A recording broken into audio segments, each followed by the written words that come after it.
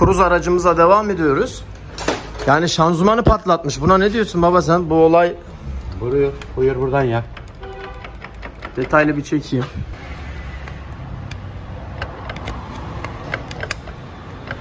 Bayağı bir sıkıntı var gibi görünüyor. Evet. Müşterimiz de aks çıktı diye çektirmiş. Ancak aksta bir çıkma yok arkadaşlar. Bakalım. Aks yerinde sabit. Sağ taraf aks da sabit. Bundan kaynaklı şanzımanı patlatmış. Şanzımanı patlattığı için mecburen travesi alıp şanzımanı indirmemiz gerekiyor. Bazı sıkıntılı bölümler vardı. Orayı çekemiyorum dışarıdaki yoğunluktan ama yavaş yavaş göstermeye çalışacağız arkadaşlar. Bakın elimle dahi oynuyor. Şöyle. Vallahi ben normal araba... Şu gördüğünüz gibi. Aracımızı indiriyoruz. Aracımız bu arada Türkiye'de nadir bulunan bir araç. Yani Chevrolet Cruze olarak mevcut bir araç ancak 1.7 dizeli bizim ülkemizde çok fazla yok. Varsa da ben bilmiyorum. Bir iki tane vardır yani. Piyasa aracı değil.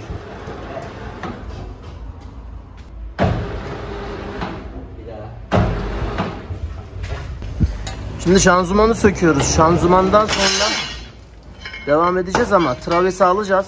Komple şanzımanı alacağız çünkü. Kaldırıyorum.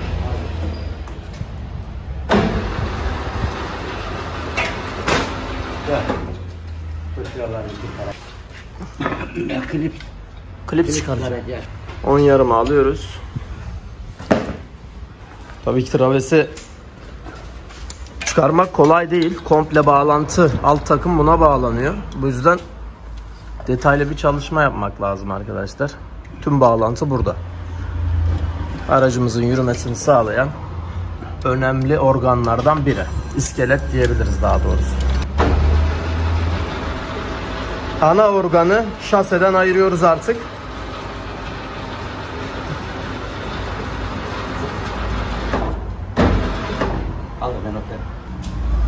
Öne çekmemiz gerekiyor. Çek baba, çek. Bu şekilde az daha kaldırayım aracı. Alt takım herhangi bir sıkıntısı yok şu an.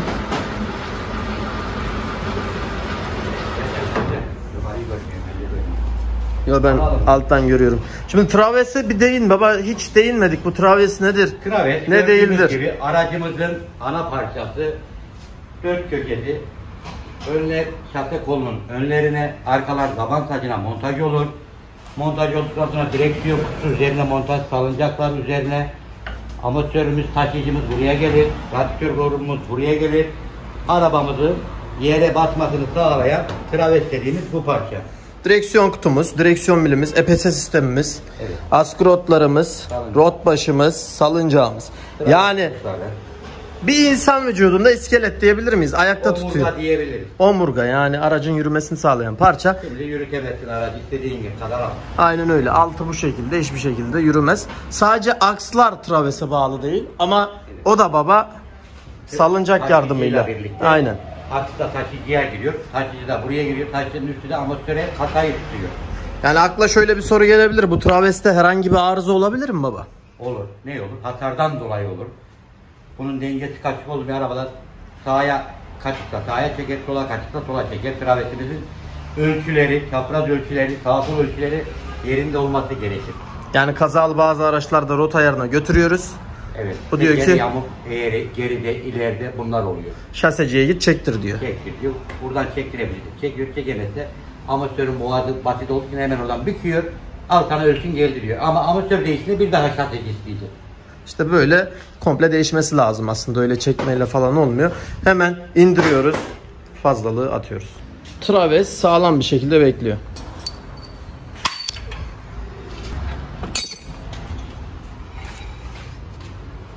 İki tane civata motor bloğuna sıkılıyordu.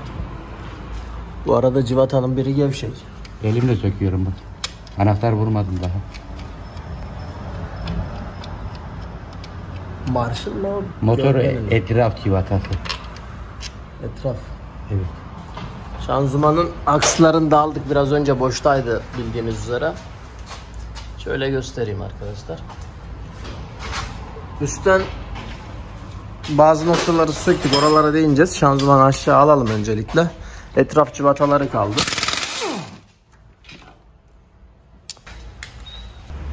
İndiriyoruz.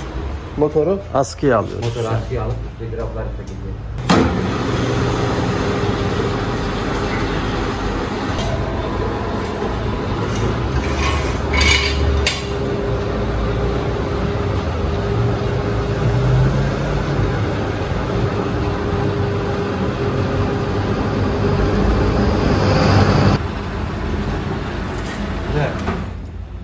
Kaldır bir tane. Kaldır. İndir.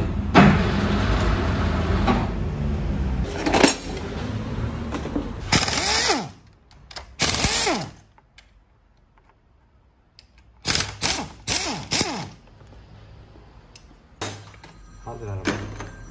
Bu arada zorlandığımız noktalardan biri de aracımızın üzerinde port bagaj var. Bagajdan kaynaklı tam olarak kaldıramıyoruz. İçi de doluymuş. Ali abimiz öyle söyledi. Sökümünü de gerçekleştiremedik bundan kaynaklı. İçi dolu olduğu için eğilerek işte bu şekilde çalışmaya çalışıyoruz. Ona da değinelim. Daha önce gelmişti, bu aracı hatırlayanlar vardır. Trigger setini, devir daimini değiştirmiştik. Onu belirtelim. Tanıyanlar biliyordur, bu videoyu izlemişlerdir onun videosunu. Şimdi de şanzıman patlamış. Devam ediyoruz bakalım.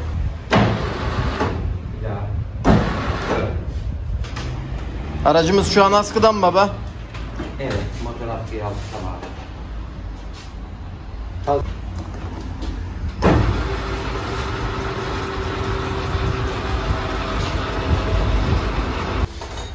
Motoru sarkıttık. Patlattığı yerden yağ gelmeye başladı. Zaten yağ geliyordu. Sarktığı için daha da gelmeye başladı.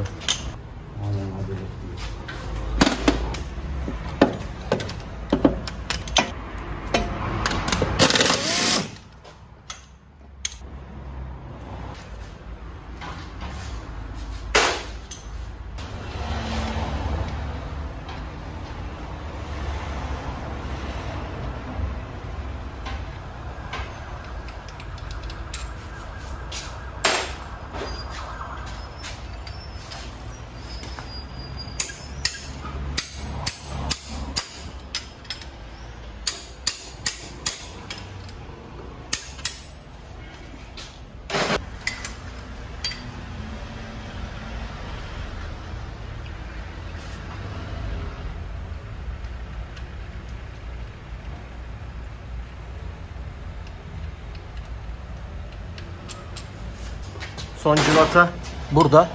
Onu çekemeyeceğim. Aşağı alacağız şanzımanı.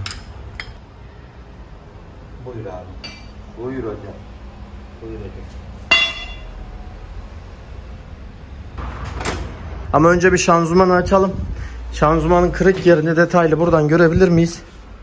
Şöyle göstereyim. Şurası. İçinde ne var? Bir bakalım arkadaşlar. Olmadı şanzımancıya vereceğiz bunu. Şanzımancı yapacak. Sadece biz içini açıp videoda parça da sıkıntı olabilir. Çünkü 1.7 dizel ilk başta değinmiştim. Çok bulunan bir tür değil burada. Bundan kaynaklı bir sökelim, ne var?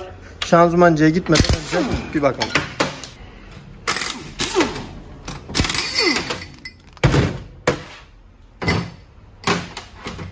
Gördüğünüz gibi şanzımanı masanın üstüne aldık.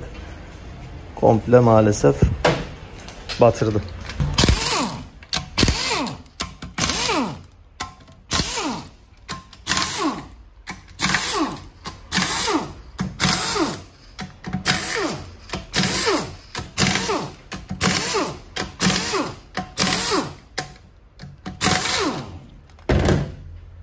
Rulmanın havalandırması baba. Yağ rekorunun geçtiği yer. Evet. Doğru mu? Bu vitesi içeriden arttır, azalt diyor ya. Gösterge o. Şu vitesi arttırıyor. Vites halatlarıyla birlikte. Vites geçişlerini bu sağlıyor arkadaşlar. Üzerindeki ekipmanlara, parçalara da değinelim. Şu da geri vites lambası baba, müşürü. Evet. Aks keçelerimizde herhangi bir kaçak yok. Buradan da görüneceği üzere kaçağımız yok. Tapa burada. Bakalım. Yavaş yavaş adım adım gidiyoruz.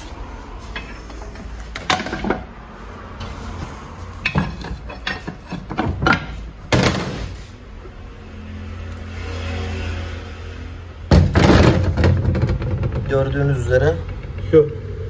patlak. Bunu şanzımancıya göndereceğiz herhalde baba. Nereye kapağı nereden bulacağız onu bilmiyorum. Bu da sıkıntı. Dişlilerde de problem var. Bakın arkadaşlar şuradan detaylı çekeyim. Flaş açayım hatta. Bakın. Tortulanmaları görebiliyoruz. Oraya hep toplamış. Bu aslında habercisiymiş patlatacağının ama tabii ki Duyan olmalı. ses falan yapmıştır bu büyük ihtimalle arkadaşlar. Bunu değinelim. Kırıkları burada görüyorsunuz. Burada bir kırığımız var. Kırık parçalarımız.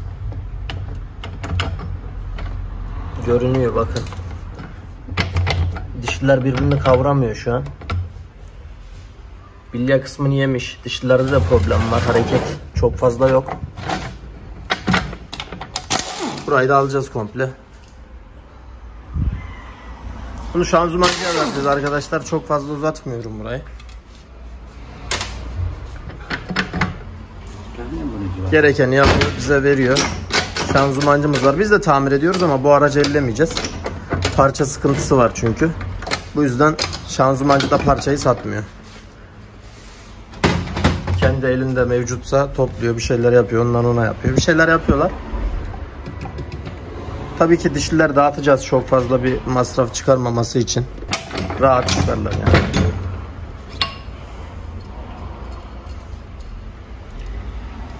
Görüyor muyuz boşluğu? Şöyle yapayım. Sen çek. Bir dakika. Tamam şu an.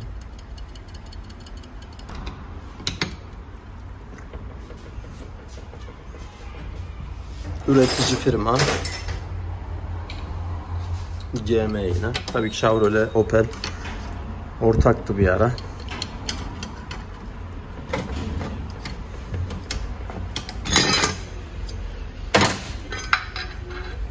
Bakın yanıklar burada.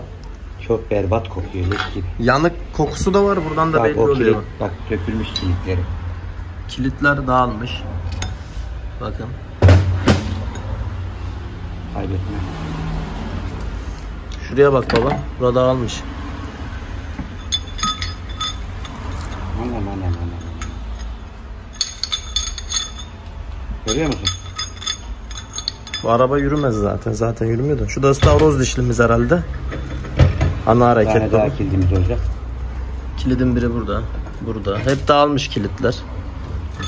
Mıknatısla alalım.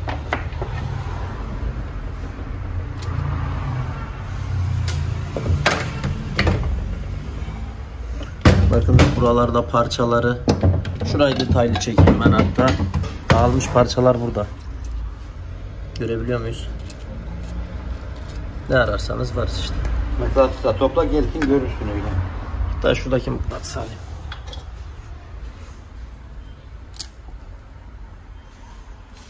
Buyurun. Aracımızın şanzımanı durumu bu şekilde. Patlattığını söylemiştik. Cidden de patlatmış arkadaşlar. Dönmüyordu ıstavroz dişlisi. Şu an tüm dişleri aldığımız için ıstavroz dişlisi harekete geçti. Olay bu. İstavroz dişlisinde bir sıkıntı var mı? Ona da bakacağız tabii ki. Burayı göstermek istedim. Şanzımancı parçalarını verirse biz toplayacağız. Eğer vermezse oraya vereceğiz. Toplayacak arkadaşlar.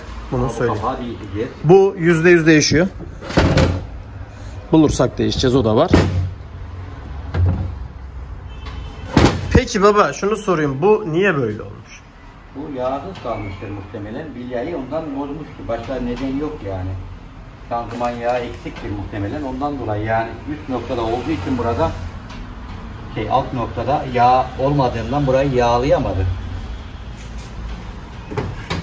Şimdi insanlar şanzıman yağı değişmeze de aslında yine bir değinelim burada.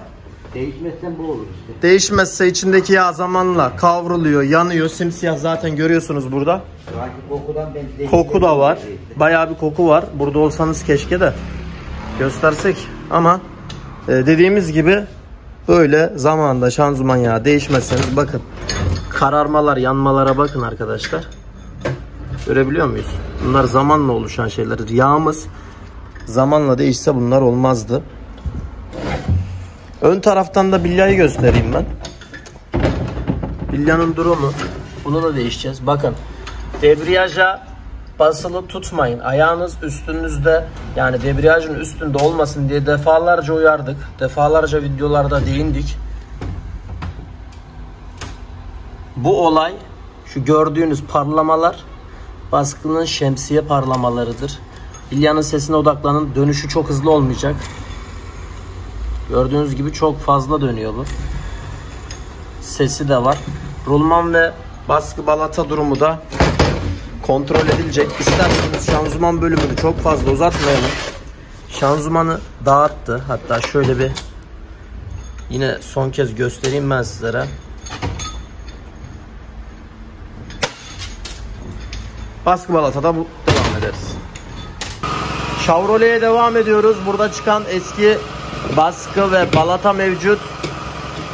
Eski baskı balata ve volant mevcut arkadaşlar. Yenimiz de burada.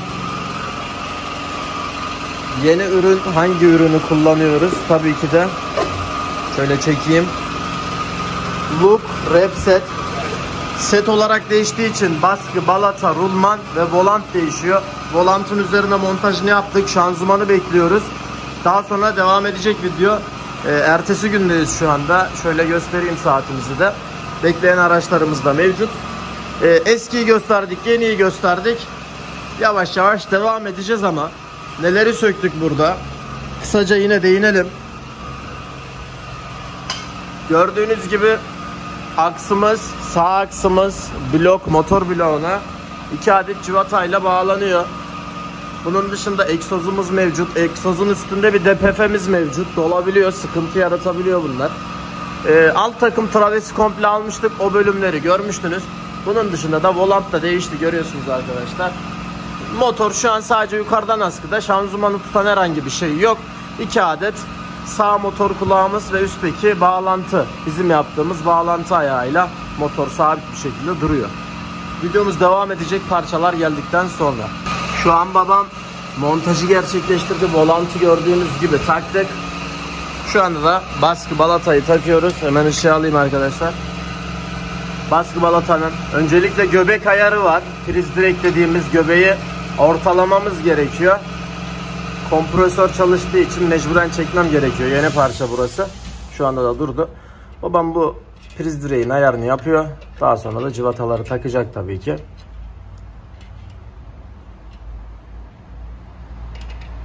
Cıvatalarımız da 6 adet. Torxluk cıvata. Bunları da yavaş yavaş sıkıyoruz. Boşluğunu ala ala gitmemiz gerekiyor. Daha sonra komple sıkacağız.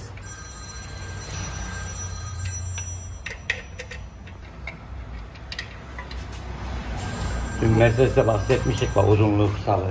Dün Mercedes videosunu izleyenler varsa yaylardan bahsetmiştik. Bakın bunun yayı çok gergin bir şekilde. Onunki artık boşlamıştı yaylar, hatırlıyorsanız. İzlemeyenler varsa izleyebilir. Orada bahsetmiştik. Şimdi baskı balatayı takalım.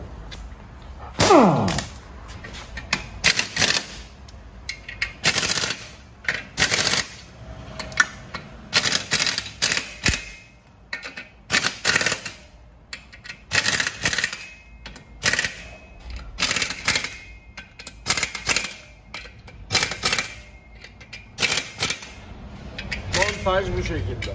Şanzımanı bekliyoruz tabii ki. Mecburen askıda kalıyor araç. Şanzımanı bindirip aracımızı dışarı atacağız. Hem de Belçika yolcusu yapacağız Ali abimizi ve göndereceğiz arkadaşlar.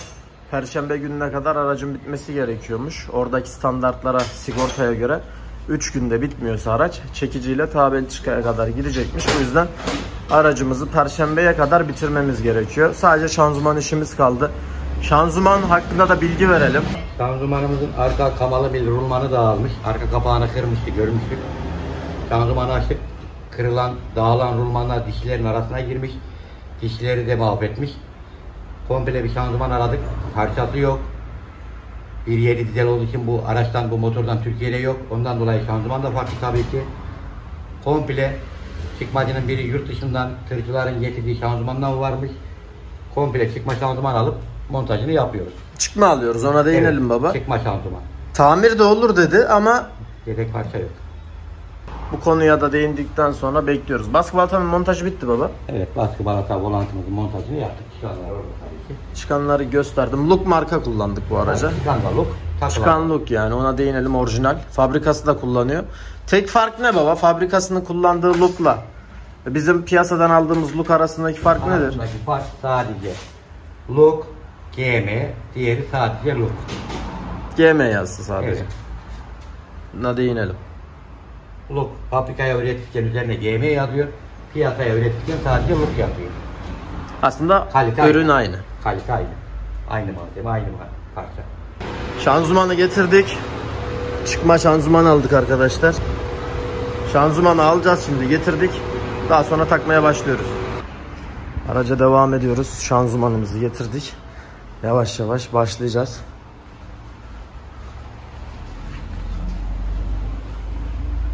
Baskıyı çekmiştik zaten. Çıkma şanzımanı getirdik. Bu çıkmalarda sorun oluyor mu baba? Yani Bunu öyle çok bir sorun olmuyor. Bazen tabii ki bakmak, görmek gerekir içini. Bunu şanzıman cevherlik içi açıldı belli buradan. Kurmanlarını, dişlerini kontrol ettik. Temizliği, yıkama temizliği yapıldı. Bir sorun olmadı. Tekrar topladık. Kapatıp takıyoruz. şanzımanı üstüne attık. Görmüş olduğunuz gibi. Motor biraz sarkık duruyor. Bunun bilgisini verelim arkadaşlar. Oradan sökmedim ki ben onu.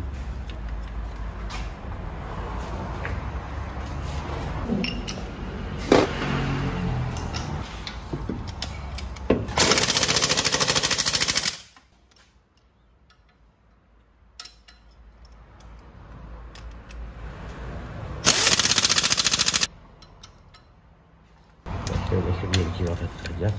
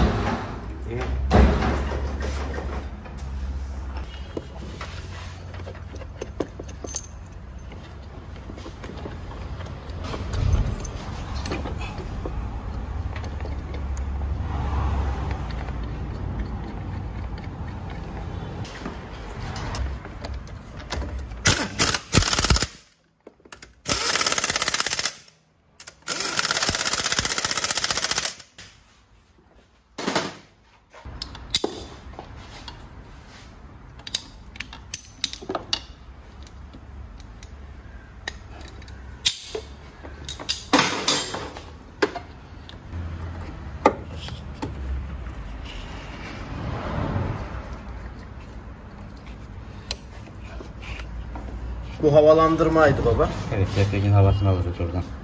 Hava vanasına giriyor. Bu arada motor normal olması gereken konumuna ulaştı şu anda. Sabit bir şekilde. Zaten sağ motor kulağını taktık. Yavaş yavaş soketlerimizi takıyoruz. Buna benzer aksamları tamamlamaya çalışıyoruz. Yavaş yavaş tamamlıyoruz arkadaşlar. Bağlantı demirimizi aldık. Profilimizi artık yerine koyduk. Bu bölümde de görmüş olduğunuz tüm komutları, elektronik olarak tüm komutları buradan veriyor aracımıza. Motor beynidir bu. Aracın motoru yıkanır mı gibi sorular geliyor.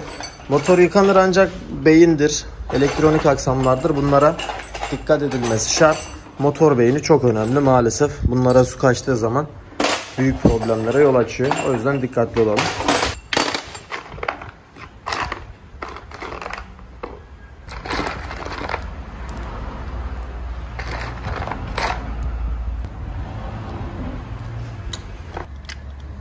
Alttan gösterdiğimiz bir bağlantı demir ayağı vardı. Onu üstten takıyoruz görmüş olduğunuz gibi. Havalandırmanın, debriyaj havalandırmasının hemen altında. 13 anahtar tutuyor. Şöyle son kez gösterelim bunu da.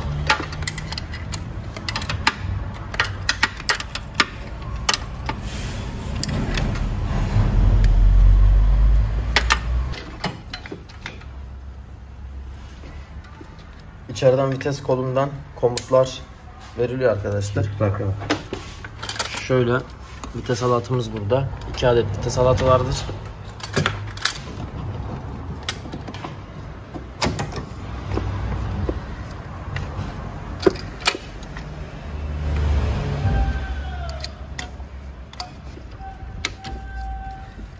Gördüğünüz gibi vites halatı yerine geçti.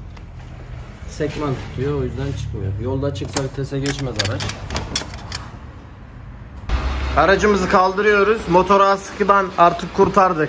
Olması gereken konuma geçti. Suyla alakalı herhangi bir işlem yapmadık. Görüyorsunuz kırmızı antifriz duruyor. Şanzımansal bölümleri devam ediyoruz tamamlamaya. En büyük problemlerden biri de alt traves arkadaşlar. Travesimizi de yavaş yavaş tamamlamadan önce akslarımız var. Buna benzer aksamlar var. Onları yavaş yavaş göreceksiniz. Evet.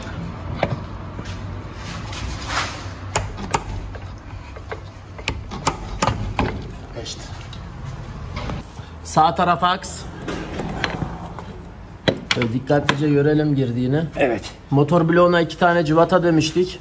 O cıvata yerleri de burada. Uzun olduğu için arkadaşlar balans yapmaması adına burada bir bilya var, rulman var. Buna da değinelim. Bu balansı alıyor.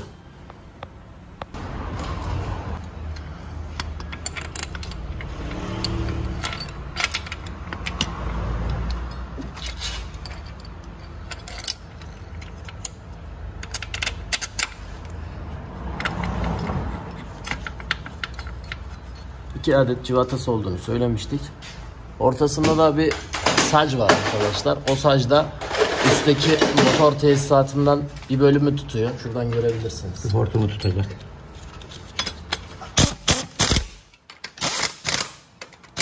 Aks işlemi tamam, geçirmiştik zaten. Kafaları sökmedik. Kafa cıvatalarını sökmediğimiz için buralara işlem yapmıyoruz ama cıvata bölümleri güzel. Bazı araçları görüyorsunuz. Pastan diş bile yok oluyor.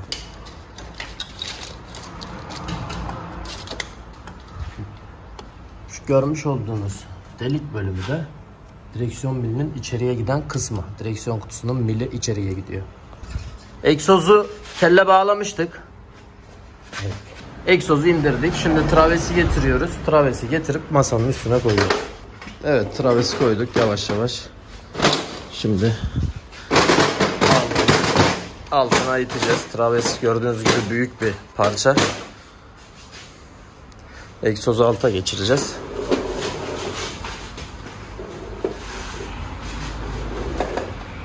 Traves hazır. Şimdi montaja geçelim.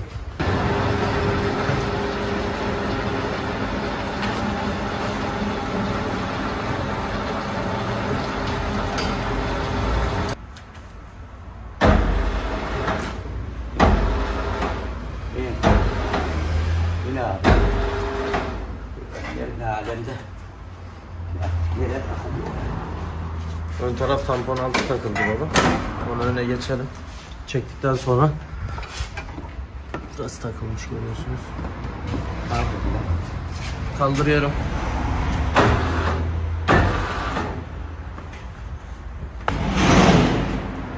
Evet. Kaldır. Kaldır. Değil. Kutuya bakıyorum. Yok, kutu gelmemiş. Biraz öne. Travesin bağlantısını yavaş yavaş artık yapmaya başladık. Travesi takıp biraz tamamlayalım, devam edelim. Babam orada radyatörün alt lastiğini takıyor. Yani hemen şuradan gösterebilirim aynısını. Şurada aynı lastik mevcut. Sağ tarafınkinin montajını yapıyor. İndir abi. Bir daha in.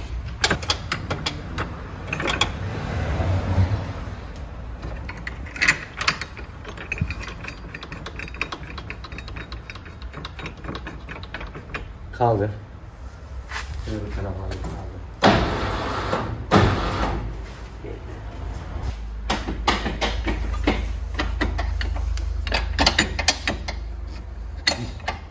Tamam. Travese bakalım. Bağlantılarını yaptık. Kendiliğinden kalkıyor.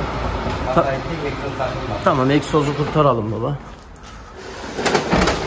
Artık masayla işi bitti. Travesin bağlantıları var. İşte salıncaklar var, askı rotlarımız var, rot başlarımız var gördüğünüz üzere. Bunların montajını yine yapacağız. Travesi taktık. Salıncağın cıvatası geldi. Buradan rot başını da görebiliriz. Hemen somunlu babam üzerine tutturdu. Rot başını takalım.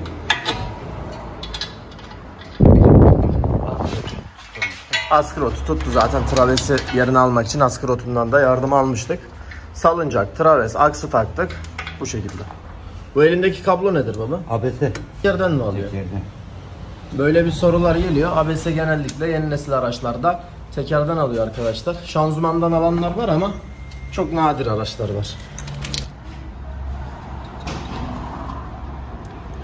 Soketleri travesin üstündeki deliklere yine geçirdik.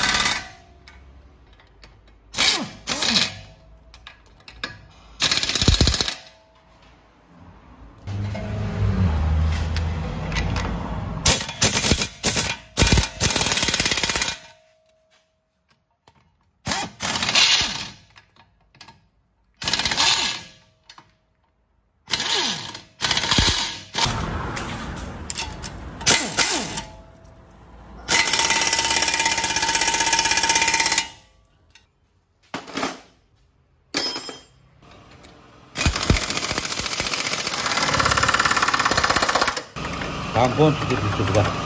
Tamponu mu tutuyor? Evet. Tutacarak tamponu tutar bak, iskeleti. Evet.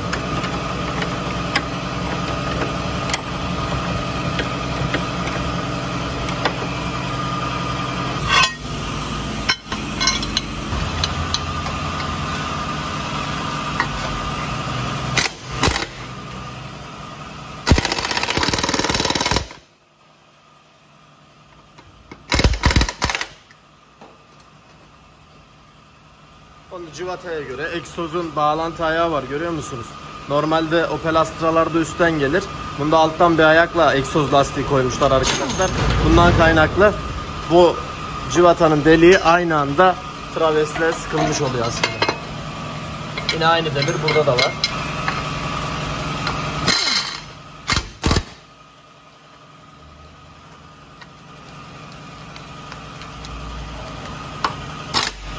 Hafif gevşek bırakıyoruz. Egzozu taktıktan sonra komple alt iki travesi unutmamamız lazım. Onları da sıkacağız. Egzozu bağladığımız teli de şu an söküyoruz.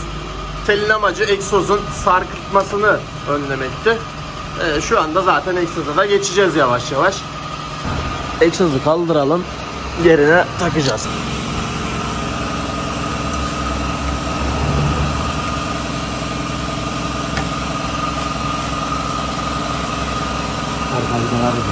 Egzozun ön cıvatalarını taktıktan sonra arka biraz önce bahsettiğimiz traves bölümünün cıvatalarını takacağız.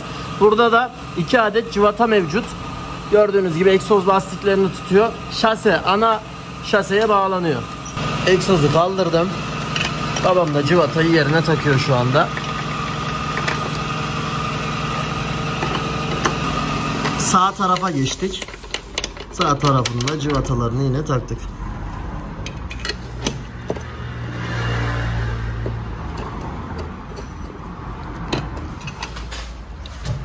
Şöyle geniş açıyla da çektiğimiz zaman cıvataları sıktıktan sonra egzozun bağlantısı da tamam.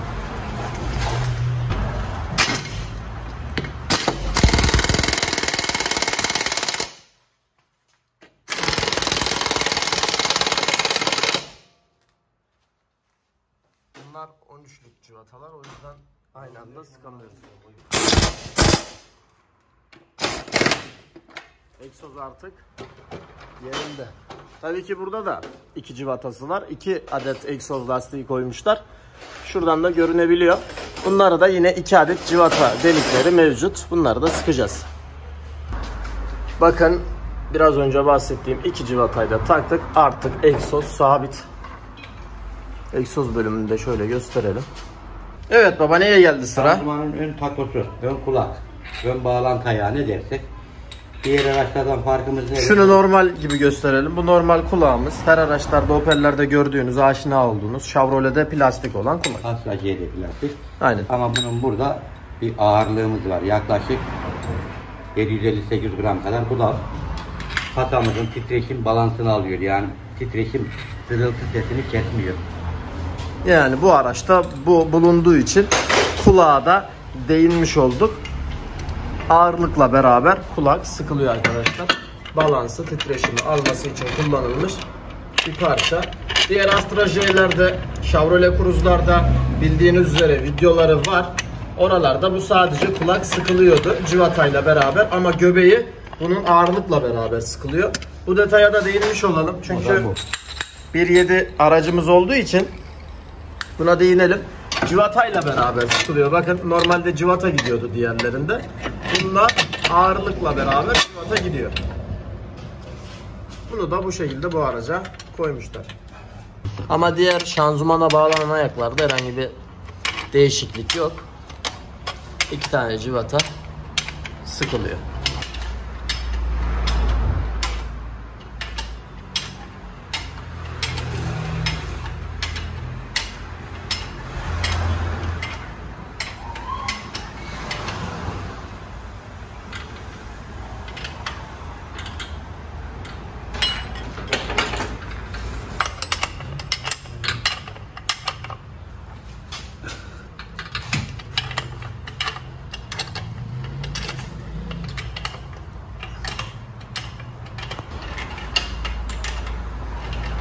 Yavaş yavaş bitirmeye başladık herhalde baba. Evet. Yani yine bazı bölümler var ama yarısından fazlasını bitirdik. Yavaş yavaş devam edeceğiz. Bundan sonra yağ koyma işlemlerimiz var. Tapalarımız var. Şanzıman yağı zaten simsiyah olmuştu. Görmüştünüz. Aslında bu yağ değişmiş. Öyle söyledi müşterimiz. Ali abimiz öyle söyledi ama hiç değişmiş gibi durmuyordu. Ya da yandı bu yağ. Kalın yağ koyduğunu söyledi büyük ihtimalle. Kalın yağ yandı arkadaşlar. Onun bilgisini verelim. Şanzıman bu şekilde bir arıza vermiş oldu. Bilyaları patlattı diyebiliriz. Biraz önce bahsettiğimiz ağırlıkla beraber kulağın son civatasını sıktık. Şanzımanın arka bağlantı ayağını da gösterelim baba. Tamam. Bakın o bağlantı ayağı da buradaki şanzıman kulağını tutuyor.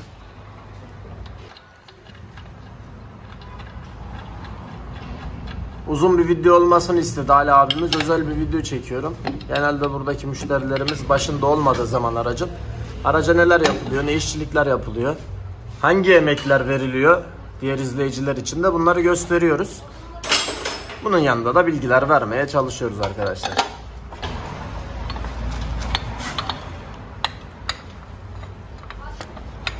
Evet, geliyor baba civatamız.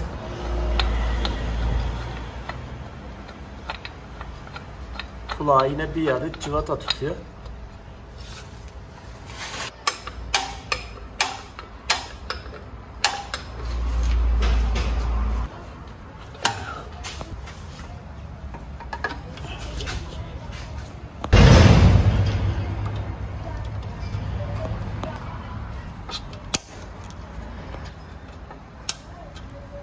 Okey.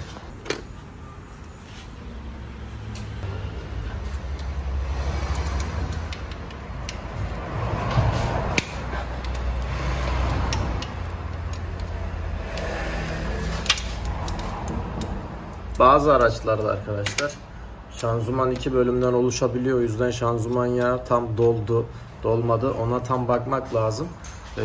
O da Volkswagen araçlarında olabiliyor. Ona da değinelim. Tapayı açtık. Yağ doldurma için hazır diyebiliriz artık.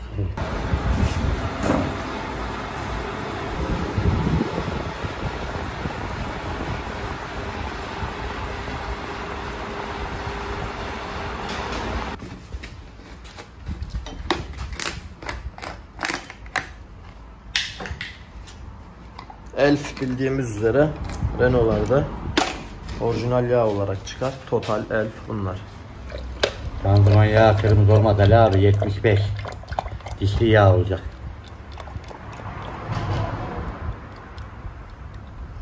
Bu tüm şanzımanlara göre değişiklik gösteriyor tabii, Tabii ki. ki. Tabii Yani ki. bu her şanzıman farklı.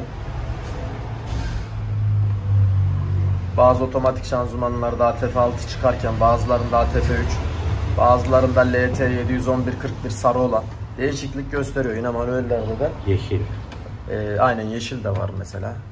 Onları iyi bilmek lazım. Yaklaşık 2 litre civarında alacak. Doğru mudur baba? Evet.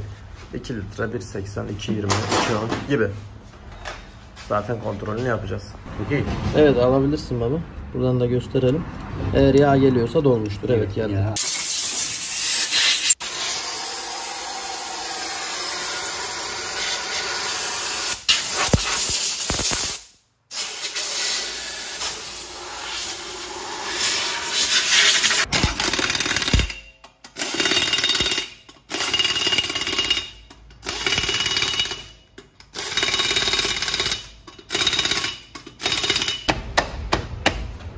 Jant kapağını taktık. Bunlar da üstüne tutuyor arkadaşlar.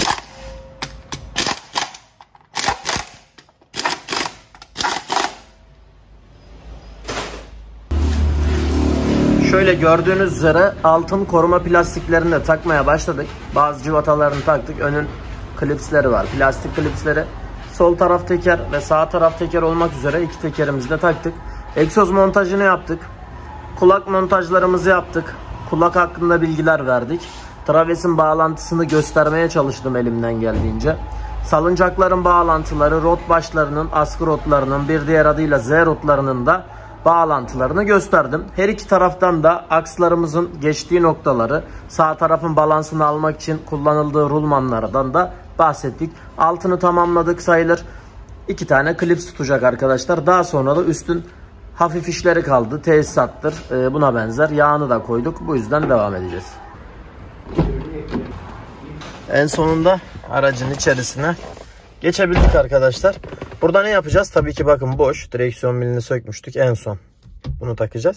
Kitledik ama içinde sargı var. Buna değineyim. Bunun içerisinde airbag sargıları, korna sargısı var. Bilenler, görenler biliyordur zaten.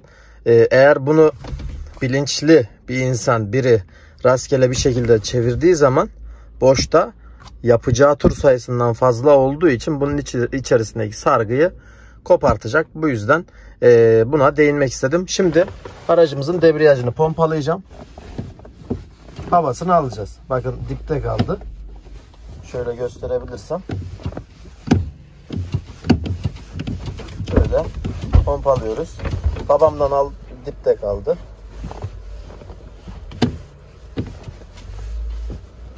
Şu an yeni olduğu için dipte kalıyor. Bunun havasını alacağız.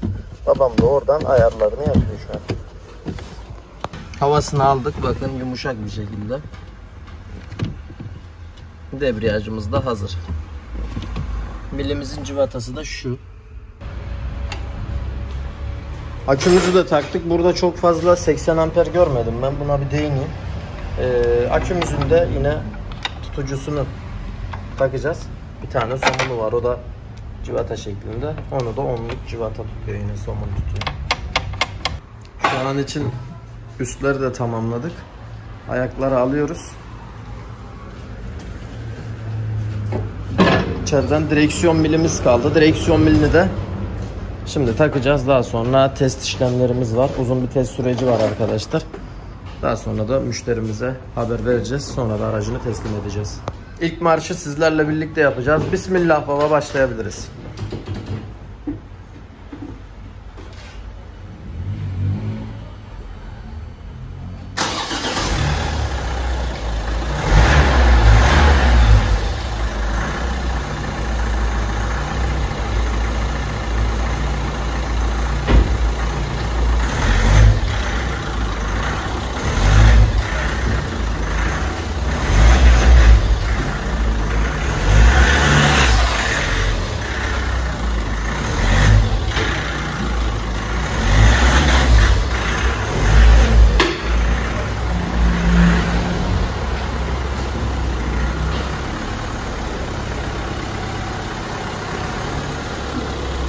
Var mı herhangi bir şey baba? Gayet güzel, kavraması güzel. Kavrama dayı. Yağımız tamam, suyumuz tamam. Yağımız tamam. Aracın 1.7 dizel olduğunu tekrar belirtelim. Şanzıman yağımızı koyduk. İşte zaten izlediniz. Tek tek saymama gerek yok bu arada. Aracı da komple bir çekelim. Aracımız station wagon. Hatchback de olabilir. Hatchback. İkisinin arasında kalmış. Şöyle. Hatchback diye geçer büyük ihtimalle. Arkası uzun değil. Aracımızı çalıştırdık.